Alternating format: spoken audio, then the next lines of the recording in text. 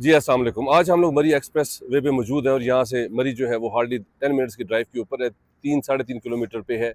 और हमारे पास जो है वो चाय कुजीन के साथ बिल्कुल एडजेसेंट एक कनाल और 4 मरले के ऊपर हाउस फॉर सेल के लिए आ रहा है। ऑनर बिल्ट हाउस है, फुली फर्निश्ड है, कोटा की एसेसरीज इंस्टॉल्ड है आपके पास, इंटरवुड का इसमें जो है वो फर्नीचर है आपके पास, फुली फर्निश्ड है।